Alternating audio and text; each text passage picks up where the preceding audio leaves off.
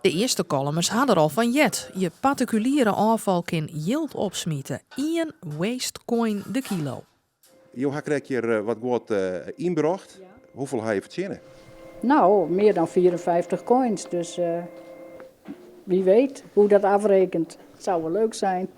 Meer dan 60% van wat er in Kollemelaan in de container kiept wordt, jet er eens net in thuis. We doen regelmatig sorteeranalyses. Dat gebeurt op grote schaal door Omrin van al ons afval wat wij aantreffen in de kliko's. Maar we hebben specifiek naar de gemeente Kollemeland ook 2 of 3 sorteeranalyses gedaan. Die heb ik zelf uitgevoerd. En dat zie je hier hoe dat gaat. Dan trekken we gewoon de kliko's open en dan kijken we wat zit er nu precies in.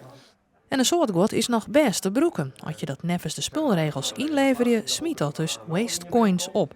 Net verve hout, textiel en lietse accu's staan Big Leaks op de lijst. Maar er is meer. Wat opvalt is hele stofzuigers die erin gaan. Met name dus die grote elektronische apparaten. Ik heb hier ook nog een foto ergens van een koffiezetapparaat.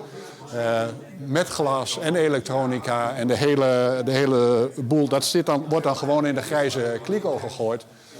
Nou, wij krijgen daar voor die elektronische apparaten krijgen we van het Rijk een vergoeding. En nu betalen we dus €92 per ton voor al die stoffen die er niet in horen. Terwijl we er eigenlijk een vergoeding voor zouden kunnen krijgen. Daar benadeelt de burger zich uiteindelijk zelf mee.